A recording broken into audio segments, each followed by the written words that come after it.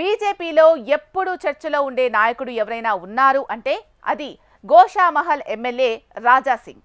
Party వేటు వేసినా కండువా మార్చుకునేది లేదని, ఎప్పటికీ హిందుత్వం కోసమే పోరాడతారని చెప్పి ప్రజల్లో ఒక స్థానం సంపాదించుకున్నారు రాజా సింగ్. ఇప్పుడా బీజేపీ నేత మరోసారి వార్తల్లో నిలిచారు. 8 మంది బీజేపీ ఎమ్మెల్యేల్లో అందరికీ ఏదో రకమైన పదవి లేదా బాధ్యత అప్పచెప్పిన పార్టీ పెద్దలు రాజా సింగ్ ను మాత్రం పక్కన పెట్టారట. మరి అందులో మతలబేంటి? బీజేపీ మరోసారి వార్తల్లో అంశంగా నిలిచింది. కొంతకాలంగా ఎమ్మెల్యేలంతా ఎదురుచూస్తున్న పార్టీ శాసనసభ పక్ష నేతను ప్రకటించారు. ఎమ్మెల్యేల అభిప్రాయాలు తీసుకున్న చాలా రోజుల తర్వాత ఈ నిర్ణయం తీసుకోవటం విశేషం. కాషాయ పార్టీ బీజేఎల్పీ లీడర్గా మహేశ్వర్ రెడ్డిని అపాయింట్ చేసిన ఆ పార్టీ మిగతా ఎమ్మెల్యేలకు ఏదో ఒక పదవి కట్టబెట్టింది. ఎల్పీ లీడర్గా మహేశ్వర్ రెడ్డిని ఎంపిక చేసిన మీదట ఎల్పీ డిప్యూటీ లీడర్స్గా పాయల్ శంకర్, వెంకటరమణారెడ్డిలను నియమించింది. చీఫ్ విప్గా పాల్వాయి హరీష్ని, సెక్రటరీగా రామారావు పటేల్ని, కోశాధికారిగా పైడి రాకేష్ రెడ్డిని, విప్గా ధన్పాల్ సూర్యనారాయణ గుప్తాను నియమించారు. ఇలా 8 మంది ఎమ్మెల్యేల్లో 7గురిని వివిధ పదవుల్లో అడ్జస్ట్ చేసిన పార్టీ పెద్దలు ఒక్క రాజా సింగ్ ని మాత్రం వదిలేశారు. ఇదే ఇప్పుడు బీజేపీలో హాట్ టాపిక్గా మారింది. గత అసెంబ్లీలో పార్టీ ఫ్లోర్ లీడర్గా ఉన్న రాజా సింగ్ ని ఈ అసెంబ్లీలో ఫ్లోర్ లీడర్గా కంటిన్యూ చేయలేరు.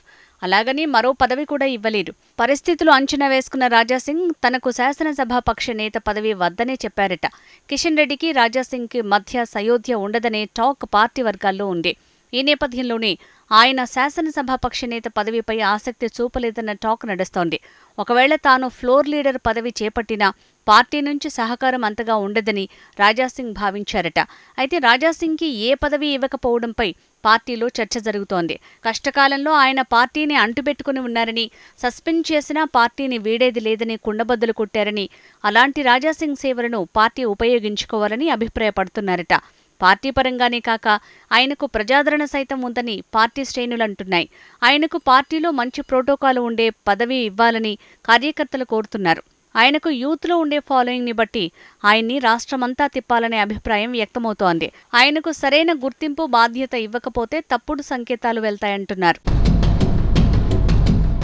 మరోవైపు రాజాసింగ్తో బీజేపీ రాష్ట్ర వ్యవహారాల ఇన్ఛార్జ్, జాతీయ ప్రధాన కార్యదర్శి తరుణ్ చుగ్ మాట్లాడినట్టు తెలుస్తోంది.